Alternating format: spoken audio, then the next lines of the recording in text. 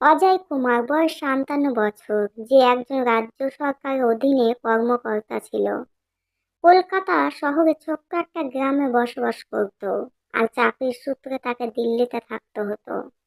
আর কিছুদিন পরেই তাকে চাকরি থেকে রিটায়ার হতে হতো। ওর পরিবারে মাত্র ৩ জন লোক ছিল। ওর স্ত্রী প্রায় ১০ বছর আগে মারা যায়। আর ওর মেয়ের বিয়ে হয় একজন বিজনেসম্যানের সাথে। পরে তারা বিজনেসের সূত্রে ইতালিতে সেটেল হয়ে যায়। মাঝে মাঝে ফোন করে তার বাবা খোঁজ খবর নিত। আরও ছেলে বউ নিয়ে ব্যাঙ্গালোরে সেটেল হয়ে যায়। তারা দুজনেই একই কোম্পানিতে চাকরি করত। এভাবেই চলতেছিল। আর কিছুদিন পরে অজয় কুমার রিটায়ার হয়ে যায়। কলকাতার নন্দীগ্রামে চলে যায় বসবাসের জন্য। কিছুদিন পর ছেলে আর বউ তার সাথে দেখা করতে আসে। আর তার বাবাকে ব্যাঙ্গালোরে নিয়ে যাওয়ার জন্য বলে। ছেলে বলে, বাবা, আর কতদিন একাই একাই এখানে থাকবে, চলো আমাদের সাথে ব্যাঙ্গালোরে। কিন্তু বাবা বলে, না বেটা, এখানে আমার বাড়ি আছে, আমার আত্মীয় স্বজনেরা এখানে আছে, তাই আমি শেষ বয়সটা তাদের সাথে কাটাতে চাই। তুই চিন্তা করিস না, নিজের খেয়াল নিজে রাখতে পারবো। বারবার বলার পরেও বাবা যাওয়ার জন্য রাজি হয় না। তখন ছেলে ও বউ ব্যাঙ্গালোরে চলে যায়। গ্রামের বাড়িতে অজয় কুমারের দিন বেশ ভালোই কাটছিল। সকালে উঠে মর্নিং ওয়াক করা, কিছু পুরনো বন্ধু বান্ধবের সঙ্গে আড্ডা দেওয়া, এবং নিজের বাড়ির সামনে কিছু সবজি আর ফলমূলের ছোট একটা বাগান তৈরি করেছিল। প্রথমে তো নিজেই সব কাজ করত, পরে একটা কাজের মাসে রেখে দেয়। এভাবেই তার দিন চলতো। টাইম পাস করার জন্য টিভি দেখতো, মোবাইল চালাতো। কিন্তু একাকিত্ব তাকে ভালো লাগতো না। শেষে অজয় কুমার কিছু পুঁজি দিয়ে একটা স্মার্টফোন কিনে আর ফেসবুকে নিজের অ্যাকাউন্ট খোলে। বন্ধু বান্ধবরা রিকোয়েস্ট পাঠায়, অ্যাকসেপ্ট করে নেয়। আস্তে আস্তে অচেনা ব্যক্তিদেরও রিকোয়েস্ট অ্যাকসেপ্ট করে নেয়। একদিন হঠাৎ একটা মেয়ের ফ্রেন্ড রিকোয়েস্ট আসে। তো অজয় কুমার দেখেন মেয়েটা ইন্ডিয়ান, কিন্তু বর্তমানে সে লন্ডনে থাকে। মেয়েটার বয়স সম্ভবত ২৫-২৬ হবে। দেখতেও খুব সুন্দর ছিল। কিছু চিন্তা ভাবনা করে অজয় কুমার তার রিকোয়েস্ট অ্যাকসেপ্ট করে নেয়। কিছুদিন পর মেয়েটা তার সাথে চ্যাটিং শুরু করে দেয়। মেয়েটা তার নাম নন্দিনী বলে। তার জন্মভূমি হচ্ছে হাওড়া, কিন্তু বর্তমানে সে তার মামার সাথে লন্ডনে থাকে। তার বাবা মা মারা গেছে, তাই তার মামা তাকে নিয়ে লন্ডনে থাকে। অজয় কুমার সেও তার সম্পর্কে সবকিছু বলে দেয়, এবং প্রতিদিন তারা ঘন্টার ঘন্টা চ্যাটিং করে কথা বলতো। তারা একে অপরের সাথে কথা না বলে থাকতে পারতো না। প্রায় ৩-৪ সপ্তাহ এভাবেই চলে। সকাল থেকে সন্ধ্যা এরকমই চলতো। এরপর তারা একে অপরের হোয়াটসঅ্যাপ নাম্বারও নিয়ে নেয়। আর একদিন হঠাৎ অজয় কুমার ভিডিও কল করে দেয় নন্দিনীকে দেখার জন্য। নন্দিনীও দ্বিধাবোধ না করে তার ভিডিও কল রিসিভ করে নেয়। ভিডিও কলে নন্দিনীকে দেখে অজয় কুমার চমকে যায়। আর নন্দিনী দেখতে খুব সুন্দর ছিল।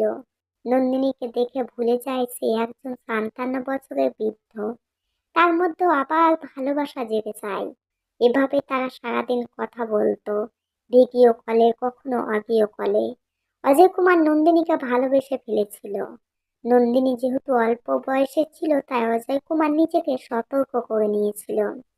এরপর একদিন হঠাৎ নন্দিনী বলে, আমাকে এমার্জেন্সি কিছু কাজের জন্য ইন্ডিয়াতে আসতে হবে। এই কথা শুনে অজয় কুমার আনন্দে উৎফুল্লিত হয়ে পড়ে আর বলে, যখন আসবে ইন্ডিয়াতে তখন অবশ্যই আমাকে ইনফর্ম করে দেবে। এর প্রতি উত্তরে নন্দিনী হেসে বলে, আমি ইন্ডিয়ায় আসবো আর তোমার সাথে দেখা করব না, তা কি করে হয়। কিছুদিন পরেই নন্দিনীর টিকিট বুক হয়ে যায় আর ইন্ডিয়ায় আসে। নন্দিনী নিজের গ্রামে গিয়ে কিছু এমার্জেন্সি কাজ করে। তারপর অজয় কুমারের সাথে দেখা করতে আসে কলকাতায়। অজয় কুমার সামনে নন্দিনীকে দেখে আলিঙ্গন করে এবং খুশিতে উৎফুল্ল হয়ে পড়ে। তারা দুজনে বাড়িতে বসে অনেক সময় ধরে কথাবার্তা বলে।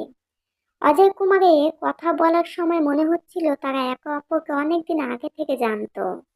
রাতে খাওয়া দাওয়ার পর অজয় কুমার নন্দিনীকে তার মনের কথা বলে দেয়। আমি তোমাকে অনেক ভালোবাসি নন্দিনী, তোমাকে ছাড়া আমি বাঁচতে পারবো না। এ কথা শুনে নন্দিনীর চোখে জল চলে আসে।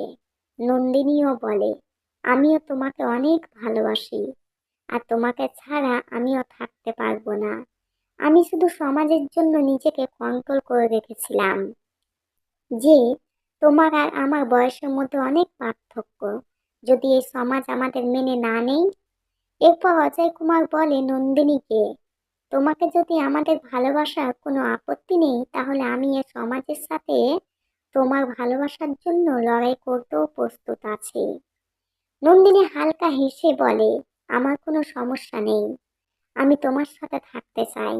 আর এই সমাজের কোনো চিন্তা নেই আমাকে, এটা আমার জীবন আর আমি আমার মতো করে বাঁচতে চাই।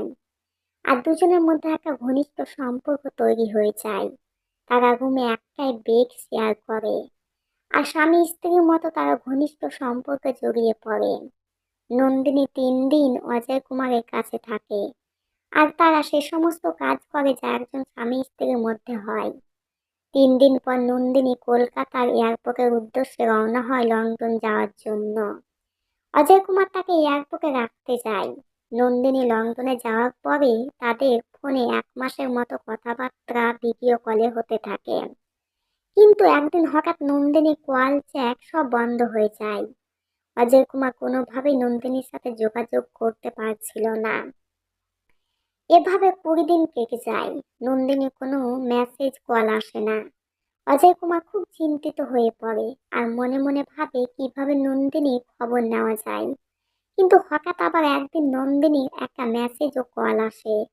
এটা দেখে অজয় কুমার আনন্দিত হয়ে পড়ে।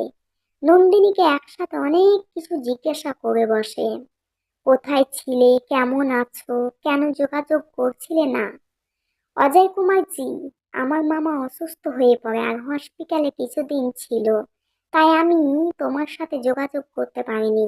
এখন আমার মামা মারা গেছে আর আমি ইন্ডিয়ায় সারা জীবনের জন্য আপনার কাছে চলে আসতে চাই। আমার মামার সম্পত্তি অনেক রয়েছে, তাই ও সম্পত্তির জন্য আমাকে সরকারের কাছে অ্যাপ্লাই করতে হবে, আর না হলে তার সমস্ত সম্পত্তি সরকারের খাতায় চলে যাবে।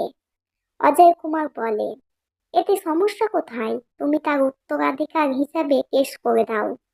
এই কাজের জন্য আমাকে আবার ইন্ডিয়াতে আসতে হবে আর কিছু কাগজপত্র নিয়ে যেয়ে ওখানে জমা দিতে হবে, আর তখনই আমি এই সম্পত্তির ওপর কেস করতে পারবো।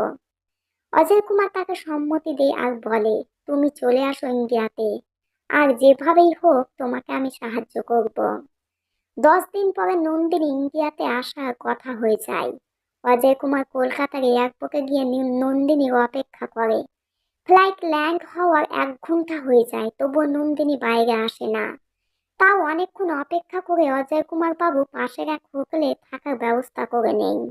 এভাবে কিছু সময় পর হঠাৎ অজয় কুমারের ফোনে একটা আননোন নাম্বারে কল আসে। অপর প্রান্ত থেকে নন্দিনী বলে, হ্যালো অজয় কুমার জি, আমি তো এয়ারপোর্ট পর্যন্ত চলে এসেছিলাম, বাট পুলিশে আটকে দেই। আমি আমার ব্যাগে আমার এবং আমার মামার অনেকগুলো গোল্ড নিয়ে আসছিলাম, কারণ বাড়িতে কেউ ছিল না। আমার ভয় হচ্ছিল যদি কেউ চুরি করে নিয়ে যায়, এজন্য আমি সমস্ত সোনা সাথে করে নিয়ে আসি। কিন্তু আমার জানা ছিল না যে কতটা পরিমাণ সোনা আমরা সাথে নিয়ে আসতে পারি। আর এখন এয়ারপোর্টের অফিসার আমাকে ধরে নিয়েছে। অজয় কুমার ওকে ভরসা দিয়ে বলে, তুমি চিন্তা করো না, আমি সবকিছু সামলে নেব। নন্দিনী এক পুলিশ অফিসারের সাথে অজয় কুমারের কথা বলায়। অফিসার বলে, এ মাত্রা ছাড়িয়ে সোনা নিয়ে এসেছে, তাই একে আমরা ছাড়তে পারবো না। অজয় কুমার বলে, ফাইন কত টাকা ভরতে হবে, আমি ফাইন ভরার জন্য রাজি আছি।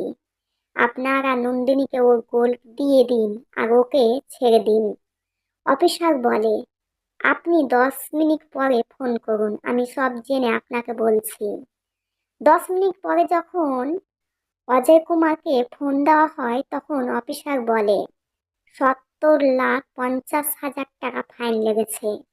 ফাইন ভরার পরে আমরা ওকে ওর গোল্ড সহ ছেড়ে দেব। আবার কিছুক্ষণ পর নন্দিনী কল আসে। নন্দিনী বলে, আপনি যে 70 লাখ টাকা দিয়েছিলেন তাতে তো আমি ছাড় পেয়ে গেছি, কিন্তু অফিসারদের সন্দেহ হয়ে গেছে যে আমি কোনো টাকা পয়সা কালো বাজারি করছি, তাই তারা আবার আমাকে জেরা করছে। ওরা জিজ্ঞেস করছে আমি এত তাড়াতাড়ি 70 লাখ টাকা কিভাবে ম্যানেজ করলাম। অজয় কুমার চিন্তিত হয়ে পড়ে নন্দিনীর কথা শুনে, আর ওকে বলে, তুমি কোনো চিন্তা করো না, আমি ব্যবস্থা করছি। তুমি আমাকে অফিসারের সাথে আবার কথা বলাও। এবার অফিসার বলে, স্যার, ওকে রেহাই করার জন্য আরো 1 কোটি টাকা আমাদের দিতে হবে, তাহলে আমরা নন্দিনীকে ছাড়তে পারবো।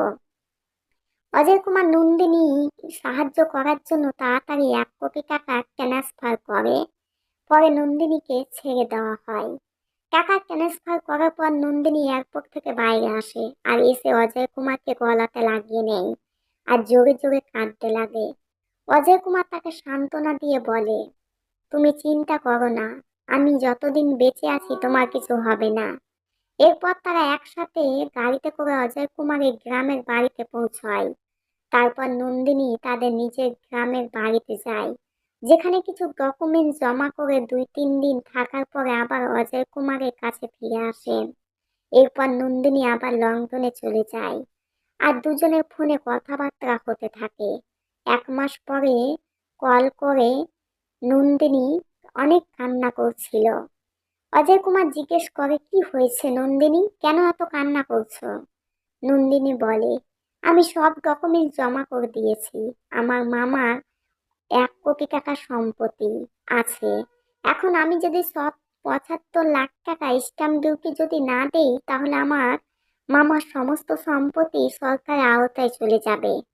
অজয় কুমার চিন্তিত হয়ে পড়ে আর বলে, তুমি কোনো চিন্তা ভাবনা করো না, আমি কালকের মধ্যে টাকার ব্যবস্থা করে দেব। এবার নন্দিনী ইমোশনাল হয়ে বলে, আপনি আমার জীবনে ভগবান হয়ে এসেছেন, আপনি না থাকলে আমি বরবাদ হয়ে যেতাম।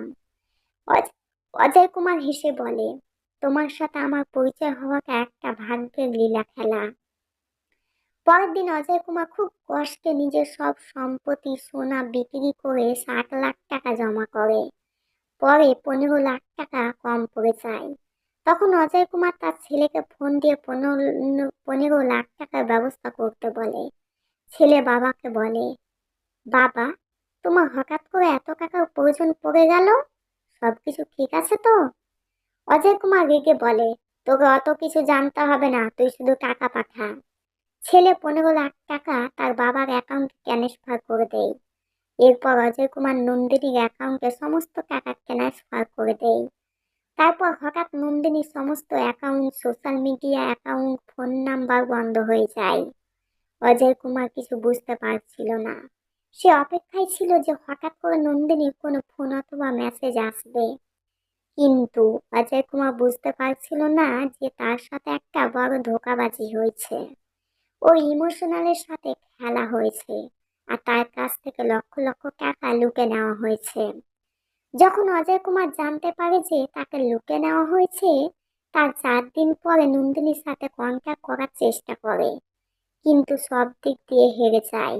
কারণ নন্দিনীর সোশ্যাল অ্যাকাউন্ট, ফোন নাম্বার সবকিছুই বন্ধ হয়ে গেছিল। তারপর অজয় কুমার বুঝতে পারে যে তার সাথে বড় একটা ধোঁকাবাজি হয়েছে। কিন্তু আপনারা একটা কথা শুনে অবাক হবেন, অজয় কুমার বাবু টাকা হারানোর কোনো দুঃখ ছিল না। তার সব থেকে বড় দুঃখ হয় যে নন্দিনী, যাকে সে প্রচুর ভালোবেসেছিল। এই সমস্ত কথা ভাবতে ভাবতে সে ডিপ্রেশনে চলে যায় আর একটা সময় সে নিজেকে বাড়ির মধ্যে বন্দি করে ফেলে। বাইরে বের হতো না, ফোন বন্ধ করে রেখেছিল। তার ছেলে তার বাবার সাথে কন্ট্যাক্ট করার চেষ্টা করছিল, কিন্তু কোনো রকম কন্ট্যাক্ট হচ্ছিল না তার বাবার সাথে। তাই তার ছেলে ইমিডিয়েট ব্যাঙ্গালোর থেকে কলকাতায় চলে আসে। তার বাবার অবস্থা দেখে ছেলের মনে সন্দেহ জাগে, নিশ্চয় তার বাবার কিছু হয়েছে। ছেলে তার বাবাকে জিজ্ঞেস করে, কি হয়েছে? তখন অজয় কুমার সমস্ত ঘটনা তার ছেলেকে খুলে বলে। ছেলে তাড়াতাড়ি তার বাবাকে পুলিশ স্টেশনে যাওয়ার পরামর্শ দেয়, কিন্তু অজয় কুমার বারণ করে দেয়। বলে, টাকা পয়সা গেছে তাতে কোনো দুঃখ নেই, আমি সারা জীবন যা আয় করেছিলাম আর তার সমস্ত চলে গেছে, কিন্তু আমি নন্দিনীর থেকে যে ধোঁকা পেয়েছি সেটা সব থেকে বেদনাদায়ক। ছেলে তার বাবাকে অনেক বোঝানোর পরেও অজয় কুমার পুলিশ স্টেশনে যেতে রাজি হয় না। শেষে তার ছেলে পুলিশ স্টেশনে যায়। সেখানে গিয়ে অফিসারদের সমস্ত কথা খুলে বলে। শেষে অফিসাররা হতভম্ব হয়ে যায়। অজয় কুমারের সাথে দেখা করতে আসে। অনেকক্ষণ কলিং বেল দেওয়ার পরেও যখন দরজা খুলছিল না, তখন পুলিশ বাধ্য হয়ে দরজা ভেঙে বাড়ির ভেতরে প্রবেশ করেন। প্রবেশ করে দেখে অজয় কুমার বিষ খেয়ে নিজের প্রাণ দিয়েছে। ঘরের মধ্যে একটা চিঠি পায়, যেখানে লেখা ছিল, আমার মৃত্যুর জন্য আমি নিজেই দায়ী। আর যদি আমার ছেলে এফআইআর করে নন্দিনীর বিরুদ্ধে, আর যদি নন্দিনী ধরাও পড়ে যায়, তাহলে পুলিশ প্রশাসনের কাছে আমার অনুরোধ, তাকে দোষী সাব্যস্ত করে শাস্তি যেন না দেওয়া হয়, কারণ আমি নন্দিনীকে খুব ভালোবাসতাম এবং ভালোবাসি। চিঠিটা পড়ে পুলিশ অফিসার ও অজয় কুমারের ছেলে সবাই ইমোশনাল হয়ে যায়। বন্ধুরা, আজকাল ভালোবাসাকেও বিজনেস করে ফেলেছে। ভালোবাসা একটা পবিত্র অনুভূতি। এরকম ঘটনা আজকাল নিত্যদিনই ঘটছে। এভাবে ছেলে মেয়েরা ভালোবাসার ফাঁদে পড়ে তাদের নিজের জীবনকে নষ্ট করে ফেলছে। অতএব সবাই সাবধান থাকবেন, সতর্ক থাকবেন।